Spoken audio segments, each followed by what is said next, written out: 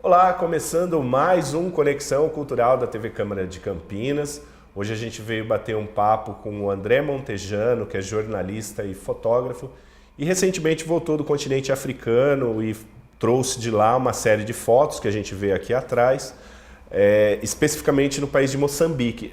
André, primeiro eu gostaria de agradecer em nome da TV Câmara de nos receber. E por que Moçambique?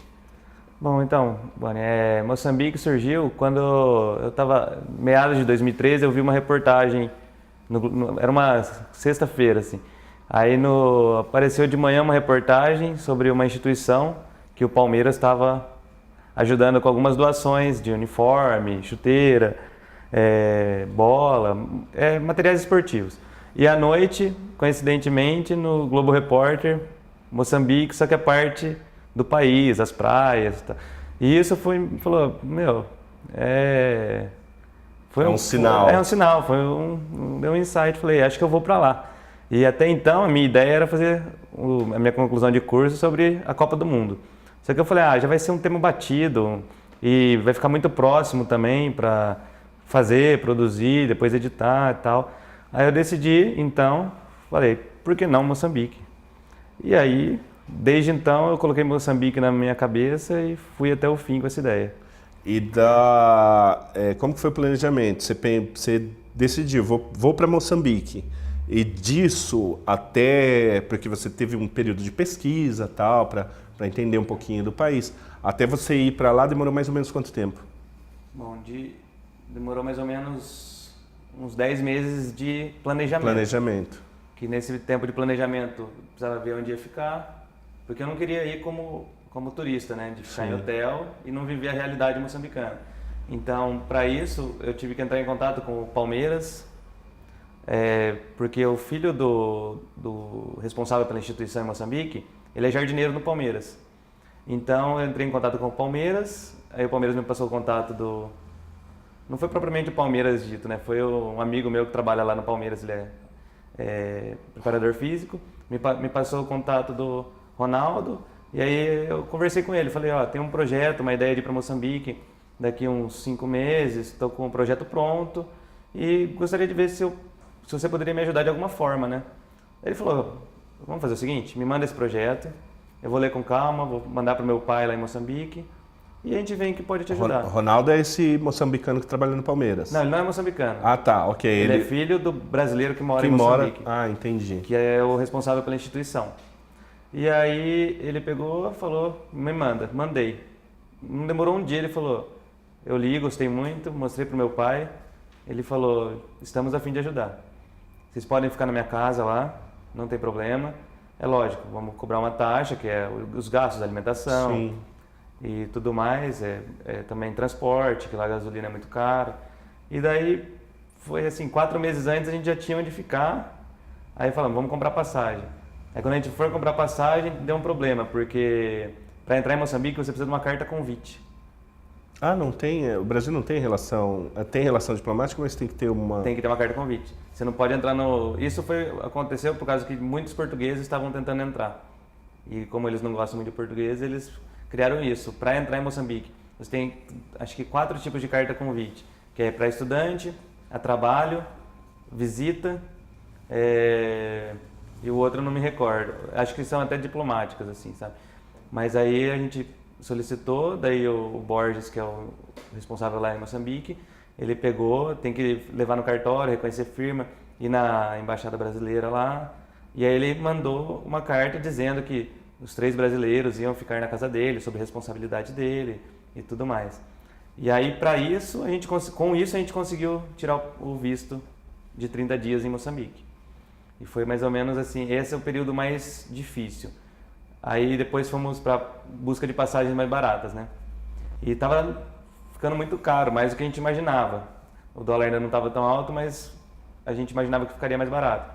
Aí teve uma noite que eu falei, essa madrugada eu vou passar a madrugada inteira filtrando e pesquisando o melhor preço, né?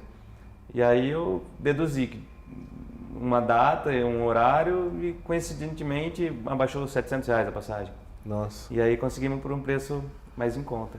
Foi você e mais dois, você foi fazer um projeto de conclusão de curso do curso de jornalismo. Isso. Os outros dois amigos também foram para o projeto ou são amigos pessoais mesmo? Não, são amigos pessoais e estudavam comigo. Então, também era o projeto de foto, no projeto experimental, você não pode fazer sozinho. Então, eu precisei e preferi chamar dois amigos que já conhecia, sabia como eram. Mas não era especificamente do seu curso? Eram. Ah, tá. Não, é isso que... os dois também fazem parte do projeto de conclusão de curso, são outros dois jornalistas que foram ok. Um gosta mais de texto e o outro gosta mais de imagem ou até da produção assim em si. Então aí o Beto ficou com essa parte de texto, o Bruno na parte de produção, fez algumas fotos. A gente dividiu as fotos no livro, metade dele, metade minha, e o Beto escreveu os textos, legendas que a gente usou, né? E aí foi um negócio bacana, porque nós três éramos amigos, assim, de faculdade e tal, ia sentar, saía para conversar e tal. Mas aí depois a gente criou um vínculo maior. Sim, lógico que rola muita briga, isso é normal, porque é o estresse de conclusão de curso. Mas aí depois a gente formou uma parceria, assim, que já que entramos nessa, vamos até o fim. E deu certo. E vocês fizeram um projeto, e vocês fizeram um livro desse projeto? Sim, um livro, além do relatório, um livro de fotografia. De fotografia. Sim. E aí dessas fotos que veio a ideia de fazer a exposição. Partiu de você a ideia de fazer uma exposição ou foi um convite que você recebeu? Então, assim, das duas partes, né? Logo que eu cheguei de Moçambique, eu tive uma exposição de um amigo meu aqui. E aí a assessora também era minha amiga daqui, daí ela pegou e falou, ele acabou de voltar de Moçambique, me apresentando para as donas da galeria. E aí elas pegaram, por que você não expõe as suas imagens aqui? Eu falei, mas aqui não, nunca vi que tinha de foto. Ela falou, não, nunca teve, mas a gente quer começar e nada como um tema desse para começar, né? E aí eu fiquei pensando comigo mesmo, assim, eu não quero fazer uma exposição, expor minhas fotos para me promover profissionalmente. Eu acho que eles me acolheram tão bem lá em Moçambique que a foto são deles, não é minha.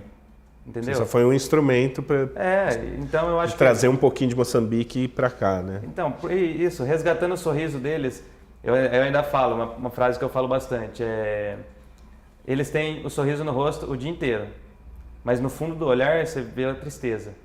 Aí você imagina que o sorriso é a esperança, é a fé de que algo vai mudar, né, para eles lá, porque eles vivem uma realidade muito diferente, muito difícil. Então, daí eu falei, eu acho que vale a pena. Vamos pegar essa exposição de cunho beneficente, né? Vamos doar aí para eles, porque inclusive numa comunidade que a gente passou no Centro-Norte, lá de Moçambique, no começo do ano teve uma tempestade que acabou com a comunidade, derrubou a casa de todo mundo, derrubou a escola, E aí surgiu essa vertente também, por que não ajudar com uma escola, ajudar com um centro médico, né? Um centro de saúde. Sim. Então aí foi isso. Então, na verdade, a exposição fotográfica acaba sendo um start de uma ponte maior que vocês estão pensando em fazer daqui para lá, de se criar uma comunicação maior, uma ligação maior nesse ponto de vista de ajudar quem puder ajudar adquirindo suas fotos e fazendo outras coisas para tentar mudar um pouquinho da realidade deles. A ideia é essa? Sim, a ideia é essa, porque lá a gente percebeu uma coisa, a criança tem muito. E o governo lá não está nem aí, eles não dão escola, não dão nada. Assim, no centro, na capital, tem. Lá vocês chegaram na capital? A gente ficou na capital 20 dias e 10 dias viajando, circulando. 5.000 quilômetros. E na capital, bonito, tem escola, as crianças têm uniforme, tem hospital, tem tudo. Daquele jeito, mas tem. Agora no Centro-Norte são ocas, casinhas de pau a pique, né, de sapê, e só, as pessoas dormem no chão, não tem escola, não tem... É muito tribal ainda. Bem tribal. Não no sentido positivo da coisa, assim, é bem precário. E nessa comunidade, que chama Morumbala, que uma grande parte das fotos dessa comunidade, ela, como que eu posso te dizer assim, lá ainda acontece o escambo, eles trocam as coisas, por exemplo, não tem dinheiro. Não circula, o dinheiro circula muito pouco. Sim, bem poucos lugares. Então lá eu te dou tomate, você me dá batata, eu te dou carne, nada, uma refeição por dia. E eles vivem basicamente do quê? De plantio? Plantio. O plantio forte deles lá, nessa região, era tomate e milho branco. E que acaba sendo a base que é a base da alimentação deles, que é eles trituram o milho no pilão e fazem a shima. Shima, polenta, nossa, só que lá shima e do milho branco, né? E além dessas fotos, vocês pretendem fazer mais alguma outra coisa lá? Vocês estão criando uma rede aqui de comunicação, de ajuda para lá? Então, a gente está pensando em depois lançar o livro, não só para ficar lá na PUC, que ficou na faculdade, mas a gente quer lançar esse livro. A gente está procurando algum parceiro para alguma lei do incentivo, a cultura aí, né, da Rouanet. E a gente está procurando. Tem algumas pessoas que já vieram falar sobre e a gente acha interessante, porque não é um negócio para ficar guardado, né? E também a gente está quase finalizando um site que onde essas fotos estarão expostas para venda. Não só essas, como o acervo de 230. E também, nesse site, a gente quer fazer uma coisa que eu acho muito importante para nossas ações, que seria mostrar para os doadores, para as pessoas que contribuíram, que alguma coisa está sendo feita lá. Porque como a gente passou por vários lugares lá, a gente viu que muita doação, muita coisa que a gente manda daqui não chega. O governo basicamente lá pega... qual que é o sistema governamental lá? Presidente, só que é meio ditadura. Está há bastante tempo já no poder? Tá. É uma linha que faz 40 anos agora em junho de independência e mantém o mesmo partido, a Frelimo, lá no governo, Frente Libertadora de Moçambique. E no site, né? Eu estava falando. Sim, voltando no site. Então, o mais importante que eu digo é mostrar que realmente está chegando. Ou seja, quando a escola estiver sendo construída, a gente quer estar colocando uma materinha, umas fotos de lá, um vídeo da construção, os medicamentos que a gente pretende comprar, porque as crianças lá sofrem muito com verminose, esse tipo de problema, né? Fungo, elas têm muito fungo na cabeça que acaba corroendo, então isso tudo a gente está querendo também juntar uma parte para medicação. E também entregando medicação, mostrando que está chegando lá. Que não é uma coisa para a gente que a gente vai lucrar em cima disso. Longe disso, entendeu? E a base da economia deles lá, o que é? Agricultura, petróleo? Hoje são os minerais, né? Só que o que acontece? A China está pavimentando tudo que eles vêem. Pavimentando, fazendo ponte, construindo prédios, ou seja, falando que vai modernizar o país. Em troca disso, eles estão levando toda a madeira de Moçambique para eles, além dos outros minerais. Mas a madeira é uma madeira rara e que está entrando em extinção, é pau preto, que é uma madeira super cara. Onde você vai lá, essa madeira é difícil achar, é muito falsificada. Madeira normal eles engraxam para ficar. Tingem. Então é uma madeira muito valiosa que está entrando em extinção e a China está levando todo de lá. Então existe um investimento pesado lá basicamente do governo chinês. Sim. É o único investimento externo. Tem a Vale no norte. A Vale do Rio Doce. Aqui. A Vale do Rio Doce e a Odebrecht lá também. E a Moçambique foi uma colônia portuguesa. Sim. Eles falam português lá. Eles falam português na capital. Assim.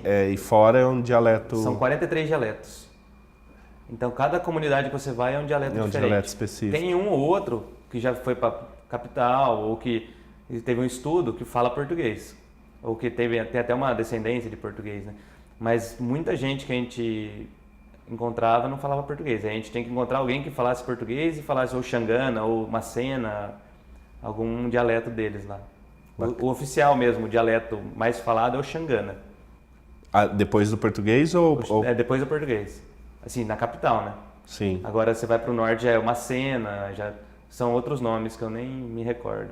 Mas o Xangana a gente até aprendeu algumas palavras, assim, entendeu? Ok. A gente vai para um rápido intervalo, mas daqui a pouco a gente volta com o André Montejano falando mais um pouquinho da experiência dele como fotógrafo lá em Moçambique. Até daqui a pouco.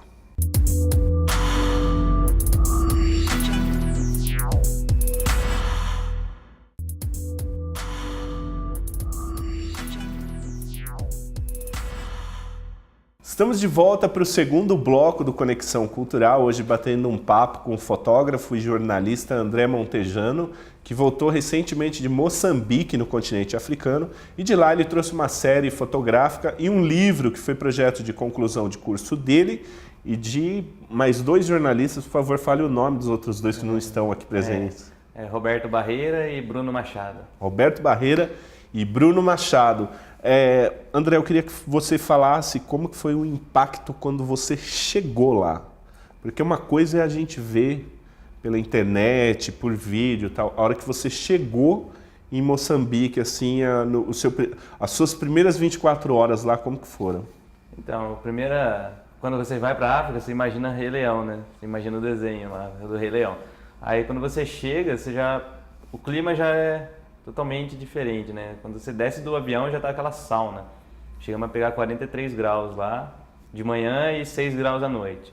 Mas aí quando a gente sai assim, entra no aeroporto, todo mundo já começa a olhar torto por ser branco.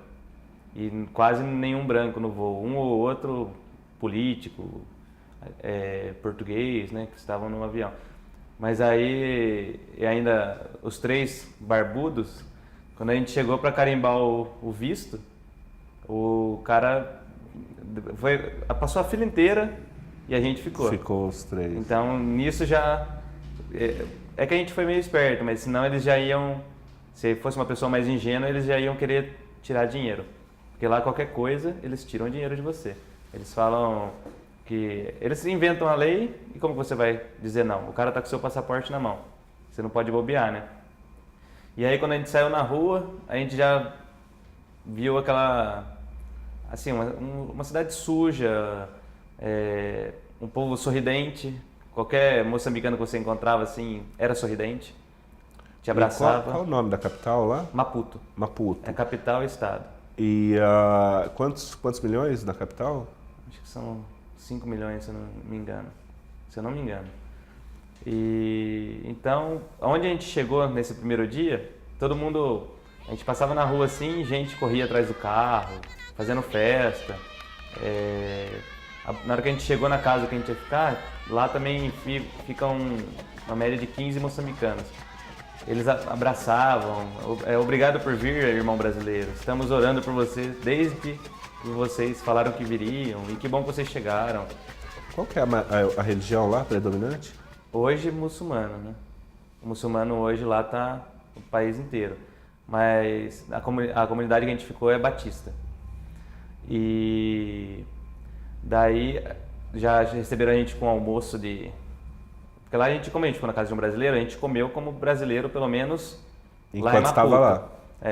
Quando a gente comia na casa dele, a gente comia como brasileiro, comida normal de brasileiro. Agora, quando a gente saía, você comia o que tinha, ou nem comia, né? A gente levou várias barrinhas de cereal, porque sabia que uma hora ou outra você não ia conseguir comer, até por falta de tempo ou por distância. Você lembra de alguma refeição assim que você não pra gente aqui, pra nossa realidade exótica? Olha, tem chama matapa. A folha da mandioca triturada com água de coco. Só misturada assim? E deve ter algum tempero, eu não vi fazendo, mas é mais ou menos isso. Doce, salgado? É meio termo. Eles põem leite de coco, né? Água de coco. E aí fica uma pasta. E com essa pasta você come o frango ou peixe, que só tem isso lá, né? Frango ou peixe e a polenta, né? Que é a chima. E aí, quando vocês chegaram lá, chegou lá, foram para casa desse brasileiro, vocês chegaram a sair para ver como que era a cidade à noite? Existe uma diferença financeira de ricos extremamente ricos e pobres extremamente... Existe esse meio termo que tem aqui no Brasil, porque aqui no Brasil tem uma diferença socioeconômica grande, mas ainda tem uma escadinha, tem o remediado, tem aquele mais ou menos, tem o classe média, tem o classe média baixa, tal. Tem um bairro lá que eles até, os brasileiros falam que é o Alphaville moçambicano, né? Ele fica bem no centro, perto da praia e perto das embaixadas, fica na rua de trás das embaixadas, se eu não me engano. E lá vivem os políticos e os estrangeiros. E aí é só casão, nem parece que você está em Moçambique, né? E aí do outro lado tem as casas normais de pessoas de média, assim, pessoas que trabalham para o governo, ou trabalham para o exército, trabalham para pessoas de médio escalão, assim. E aí tem as pessoas que moram, assim, não falo ao relento, mas em casas precárias, sem energia, sem fogão, dormem no chão. E isso a gente viu pouco, então a gente via mais, na capital, né? A gente via mais a intermediária e a rica. Agora, quando a gente foi para o norte, aí a gente vivenciou várias, assim, cada casa que a gente entrava era uma diferença, era como fala, um espanto de como que elas conseguem viver daquele jeito. Então, teve uma casa até que a gente entrou e a pessoa fez o único frango que eles tinham, que a carne, o frango, eles comem só quando ou morre alguém ou é aniversário da comunidade, algo do tipo. E a comunidade, sei lá, de 60, 70 pessoas, tinha um franguinho. E não era nem um frango cheinho, era um franguinho. Um franguinho mesmo. E aí o que me espantou foi que na hora que a gente foi comer, o frango inteiro dentro da panela, sabe? Eles só tiraram as penas, os miúdos e o frango inteiro dentro da panela.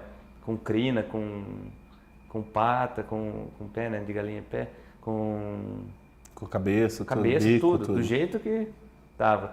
E aí foi meio estranho. E aí na hora de comer, não tinha luz, um escuro tremendo, assim, sem nada, uma vela acesa e comer com a mão. A polenta e o frango. Isso foi, assim, uma sensação que eu nunca tinha vivenciado, né? Nunca imaginei que iria vivenciar. E nessa comunidade, o legal é que quando a gente chegava, assim, nessas comunidades mais pro norte, quando a gente chegava, no começo as crianças fugiam da gente, de medo. Primeiro por não ver muito branco. E segundo, porque elas têm o medo de ser ladrões de crianças, né, para venda de órgãos na África do Sul. Isso é uma realidade local? Sim. Ou é uma lenda? Não, é realidade. Isso é realidade. Muitos brancos da África do Sul sobem para Moçambique e raptam crianças para venda de órgãos. Isso acontece muito lá. Porque as crianças vivem sozinhas, né? Elas ficam sozinhas na rua, o pai e a mãe vai trabalhar e fica lá. Então, tem essa, né? E também eles têm receio que seja português. Porque português foi o colonizador, foi explorador, né? Explorou, escravizou. Então eles têm muito rancor assim. Então, ainda mais falando em português, né, como a gente, e depois que eles vê que a gente não tem o sotaque português, eles falam: "Ah, irmão brasileiro, amigo brasileiro". A gente é irmão, a gente só tem um oceano. Só tem um oceano que nos separa. A gente. É incrível, né? O brasileiro, ele é muito bem-vindo em qualquer lugar que ele vá. A gente tem esse privilégio de ser bem-vindo. E sempre a música e o futebol é o que chama a atenção deles, né? Você chega, eles perguntam de músico, de música, de cantor e também Neymar, Pelé, Robinho, Pato. Ronaldo eles nem falam tanto, é mais Robinho, Neymar, Pelé e Pato. São os 5 que eles falavam a toda hora. Você via crianças com camisa deles, entendeu? Mas aí, esses eram os primeiros 5 minutos que eles ficavam meio assim, arredios. Passava um pouquinho, que eles viam que a gente era brasileiro, aí abraçava, cantava, pulava. Eles corriam assim na nossa direção e fugiam, mas sempre brincando, sabe? Então, e aí quando você ia embora, eles ficavam super tristes porque eles gostavam da gente lá. Tem gente de Moçambique que fala com a gente até hoje: "Quando vocês vão voltar?" Aí a gente fala: "Então, o dólar tá meio alto, mas me promete que vai baixar o dólar pra você vir de novo?" Aí a gente fala: "Vamos fazer de tudo possível para ir, mas a gente está mandando ajuda, está mandando coisas para vocês.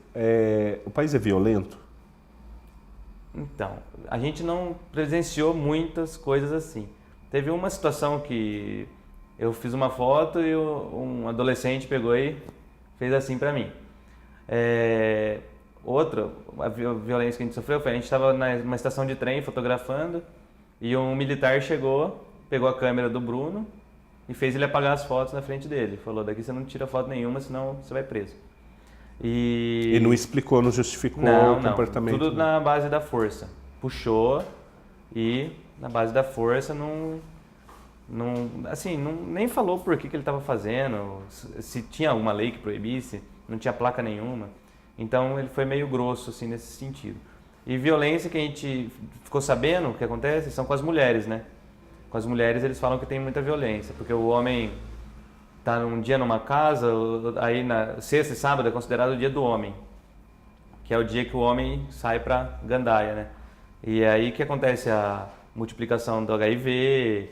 Então, nisso, os homens vão criando várias famílias e quando voltam eles maltratam as mulheres, em alguns casos, isso a gente ficou sabendo. Então, mas violência assim de ver, roubo, de ver, eles falavam, não anda sozinho na rua. Isso era uma premissa já. Isso era uma premissa, branco, sozinho e ainda com câmera, celular e tal. Aí outra coisa, deu 6 horas, só anda se tiver com o moçambicano junto. Porque ele já sabe as malícias do militar, já sabe as malícias do moçambicano mesmo, né? E conflito político tem? Muito? Tem. Hoje eles têm 4 partidos assim mais à frente, que um é da Juventude, o outro eu não me recordo, e tem a Frelimo e a Renamo, que são as mais combatentes, né? Inclusive quando a gente estava, eu não lembro, Muxungwe, o distrito, que era pra gente atravessar o estado eu não lembro se era, acho que era Inhambane para Zambésia, se não me engano. Quando a gente ia atravessar, não era Sofala para Zambésia, que a gente até passou em cima daquele rio dos crocodilos lá, que é do que vem da África do Sul, e depois que passava nesse rio a gente tinha que esperar para atravessar o estado, porque estava tendo conflito entre a Renamo e a Frelimo.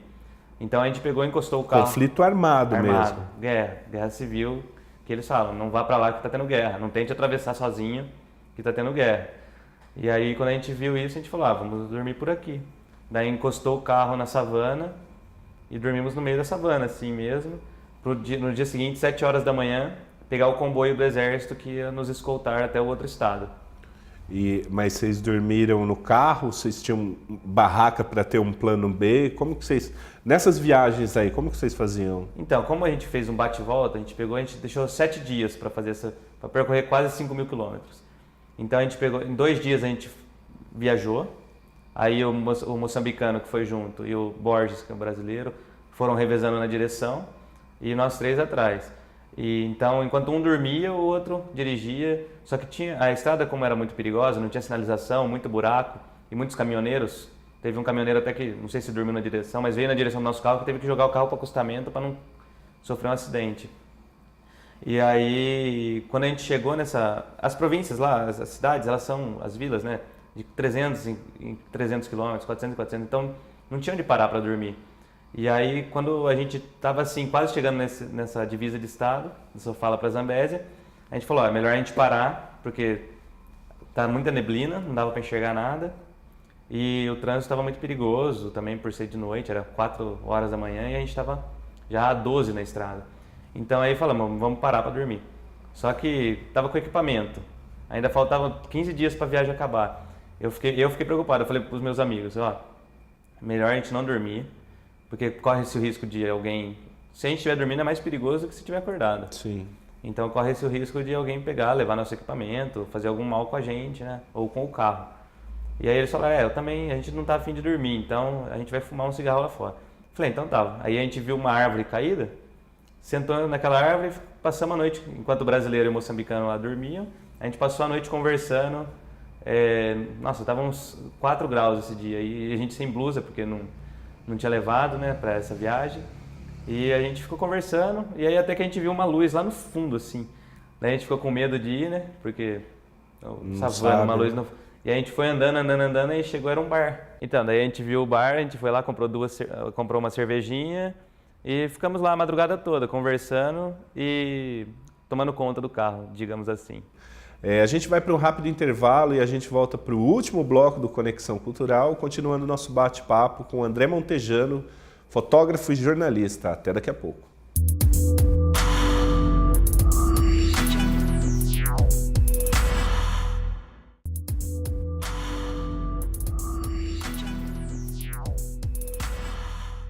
Estamos de volta com Conexão Cultural, hoje batendo um papo com o André Montejano, que é fotógrafo e jornalista.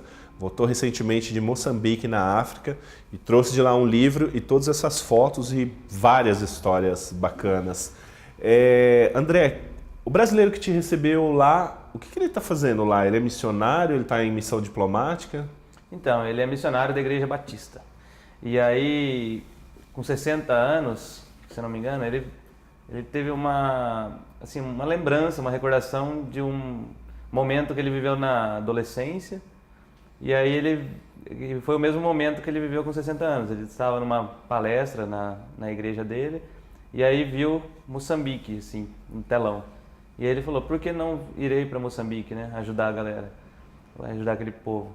Aí ele abandonou tudo, deixou casa, carro, família, negócio, que ele era empresário, passou tudo para o nome dos filhos e foi para Moçambique, com 60 anos. Hoje ele está com 65, faz 5 anos que ele está lá, 5 anos e meio que ele está lá. E o projeto dele é de missão, ele tem a Igreja Batista lá, que ele eles alugaram um barracão e estão com a Igreja Batista lá. E a intuição é educar e evangelizar o povo moçambicano. Porque lá eles ainda têm muitos rituais de bruxaria, são rituais assim, não são religiosos, né, que eles falam lá, são mais... É de matriz deles lá, de cultural da... Só que isso acaba sofrendo muito o povo, porque tem ritual de cortar pele, marcar o corpo, então tem uns rituais lá que entregar o filho pra sei lá, sabe, essas coisas assim de bruxaria mesmo. Eu cheguei a ver, bem difícil assim de você assimilar como que eles conseguem viver desse jeito. Então, nesse projeto dele lá, no Projeto África Moçambique, que é o mesmo projeto, o mesmo nome da minha exposição, ele assim, cuida de em média 100 crianças, de 2 a 18 anos, jovens também, né? E aí eles têm aulas bíblicas, tem atividades esportivas, tem a academia, que eles falam que é a escola. E agora ele até me ligou no fim de semana e estava feliz da vida que recebeu uma doação e compraram um uniforme para as crianças. Ah, que legal. Porque elas já não têm roupas. E quando eles receberam o uniforme para ir na escola, na academia, né, eles ficaram felizes da vida. Mas essa parte mais educacional, ele quer transformar essas crianças em adultos conscientes e adultos sábios da situação moçambicana. Para não acontecer que nem os pais que se venderam ao governo, se venderam aos rituais e acabaram assim mantendo Moçambique nessa situação hoje, que o povo é cego frente às coisas que acontecem no governo de lá. Então, para o governo é ótimo, o povo é nosso. Manter o povo ignorante. Então ele prevê fazer isso com as crianças, uma forma de no futuro essas crianças fazerem a diferença lá na frente, entendeu? Então é mais ou menos isso. E aí ele vive lá com doações. A Igreja Batista manda uma doação para ele mensal, mas ele paga a faculdade, ele paga a alimentação e outras contas da aposentadoria dele. E ele não vive no luxo lá, ele vive numa casa simples, mora com um moçambicano e, assim, perto da vida que ele tinha aqui, a de lá é 100 vezes pior. Só que para ele está sendo muito mais gratificante, porque ele está fazendo a diferença para uma assim, comunidade, para uma população que vai precisar ali na frente. Então, eu acho que o que ele está fazendo não tem preço no mundo que pague. A vida no Brasil não faz nem sentido perto do que ele está vivendo lá. Lá é bem melhor para ele e acho que se a gente pensar um pouquinho como ele, se todo mundo pensasse um pouquinho como ele em ajudar, deixar tudo para trás e ajudar, logicamente o mundo seria melhor. Seria bem melhor, né? E você e seus amigos, vocês voltaram diferentes do que... Você é outro André hoje? Sim. Eu sou outro André, o Bruno é outro Bruno, o Beto é outro Beto. Por quê? Porque a experiência vivida lá não é uma experiência a curto prazo. É uma coisa que vai ficar para a sua vida inteira. Porque a situação que você viveu, as coisas que você viu, a comida que você comeu, todas essas coisas que a gente presenciou lá, fez a gente dar valor à vida. De alguma forma ou outra, a gente mudou. Eu digo porque hoje a gente pensa mais no outro, a gente pensa menos na gente, a gente quer ajudar de alguma forma. Não é à toa que desde que a gente voltou, cada mês um faz uma doação. Por exemplo, um mês um doa 200, o outro 900. Então, a gente está juntando, mesmo sem antes da exposição, a gente já estava fazendo doações mensais. Porque nos receberam muito bem e a gente viu que eles precisam da gente. Acho que você perguntou se tocou a gente, se mudou. Eu acho que mudou desde o início, desde quando a gente começou o projeto e falou, vamos fazer. Por quê? Porque quando a gente começou, a gente já pesquisou sobre. Eu fui o que menos pesquisei, assim, a fundo, porque eu não gosto de me transformar, de transformar o meu olhar pela mídia, né? Porque nunca Sim, é filtrado, né? É filtrado, então eu preferi ir mais cru, mas em alguns vídeos a gente via que as crianças não tinham roupas, não tinha nenhuma com calçado. Então, um mês antes da gente viajar, a gente pegou, colocou nas redes sociais falando que a gente estava arrecadando roupa e calçados. E a gente levou acho que uns 100 quilos de doações para eles. Então, eu acho que nesse ponto, a cabeça minha, do Beto e do Bruno já tinha mudado. E aí a gente recebeu uma coisa assim que as crianças falavam lá. Teve um dia que foi emocionante, no dia que a gente chegou, não que a gente chegou, mas que a gente foi apresentado à comunidade. Acho que umas 100 crianças vieram nos abraçar, sim, todas juntas. Essa hora foi um momento que a gente chorou, cara, porque a gente não imaginou que seria tão assim, sabe? Foi uma coisa... Deu tanto calor humano. Tocou, de alguma forma tocou a gente. E a frase que eles falavam é: vocês brasileiros estão tocando o nosso coração e nós esperamos tocar o seu.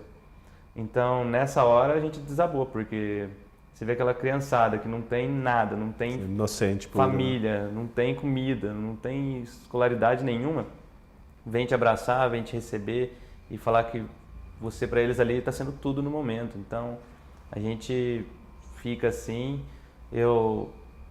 que eu me lembre de emocionar foi essa vez, mas por eu ter me controlado mais para conseguir fazer as fotos, porque tinha lugar que a gente ia fazer foto que se eu fosse deixar o emocional me abalar eu não ia conseguir fazer a foto.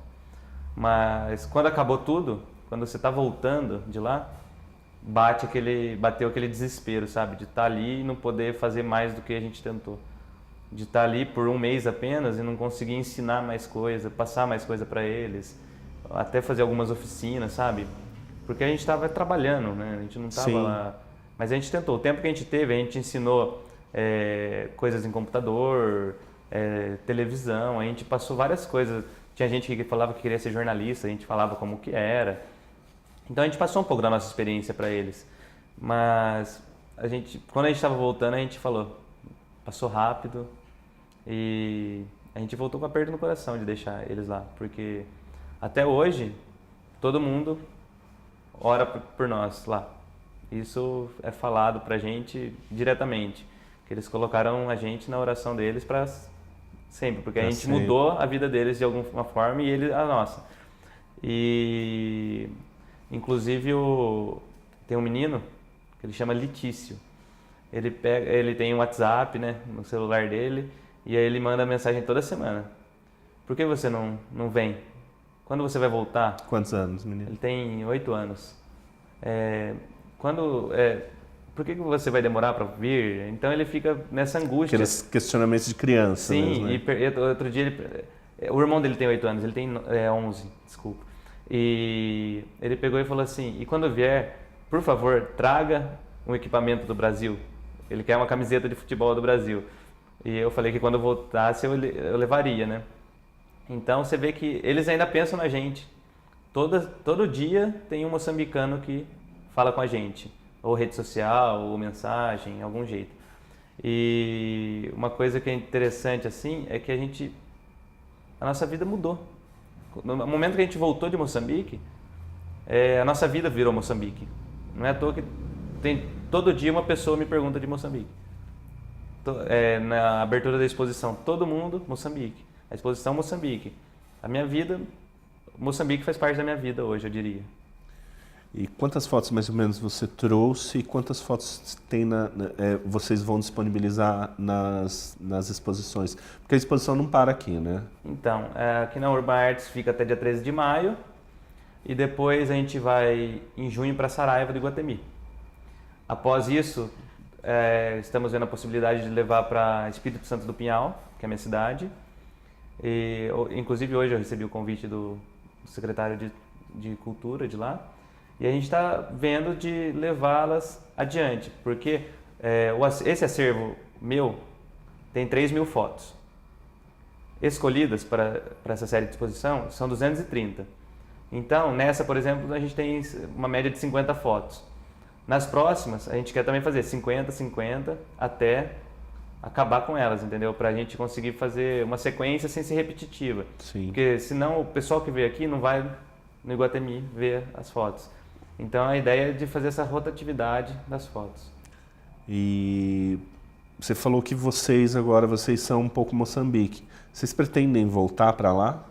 Então, como a gente está assim, em contato com eles todo dia, toda semana assim, eu ligo por Skype para o Borges e a gente criou um laço.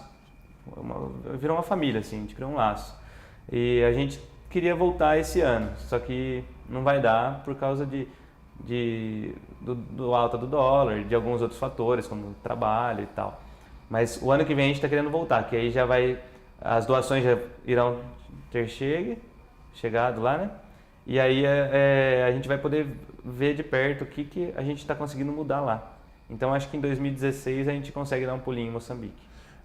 André, quem quiser conhecer um pouco do trabalho de vocês, mas não pode vir até a exposição, existe algum site, rede social, alguma coisa que as pessoas possam entrar em contato? Então, tem o site www.africamoçambique.com.br, que ele está entrando no ar essa semana, e no site vocês encontrarão, além das fotos, algumas outras maneiras de ajudar e também de verificar o que está sendo feito lá. Legal.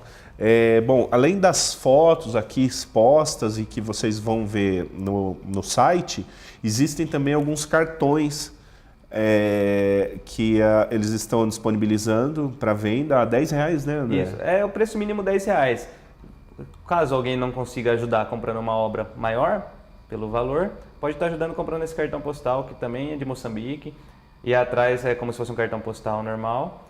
Então eu acho que é um modo de quem quer ajudar de alguma maneira e não pode, leva um postal. E um gesto de carinho também de bom gosto, para não só com o povo de Moçambique, mas de comprar essa foto e mandar para alguém é de bastante bom gosto, né? André, eu gostaria de agradecer muito essa entrevista esse bate-papo que você acabou de nos dar. E eu espero que o ano que vem vocês consigam ir lá, retornarem lá e consigam ampliar essa rede e fazer com que algumas vidas, infelizmente a gente não pode fazer isso por todas, mas que algumas vidas lá em Moçambique se transformem. Uhum. Eu que agradeço a oportunidade de estar falando mais um pouco aqui da exposição e do projeto.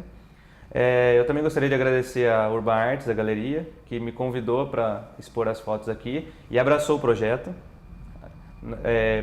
porque de alguma forma tem que abraçar o projeto, por ser de cunho beneficente, né? Sim. Então, quando eu falei para elas do projeto e que era beneficente, elas falaram, vamos fazer, a gente abraça a causa, a gente vai até o fim. E elas estão com outras ideias para daqui a algum tempo fazer algumas outras ações, inclusive para essas comunidades de Moçambique. E também gostaria de agradecer a todas as pessoas que estão vindo na galeria, que deram apoio na hora de fazer a exposição e que gostaria de agradecer também pelos elogios às fotos. Eu acho que foram tiradas com carinho e eu quero passar para o público a sensação de estar lá. Então, a realidade moçambicana, eu quero que você que está vendo a foto sinta a realidade, sinta a emoção e se sinta em Moçambique. E veja que esse povo merece um pouco mais de atenção. Que a gente não deve lembrar da África só pelas riquezas minerais, mas sim pelo povo moçambicano que são nossos irmãos. E é o berço da humanidade, está lá, né? Com certeza. Ok, André, obrigado. Conexão Cultural fica por aqui, a gente volta no próximo programa. Tchau e até lá.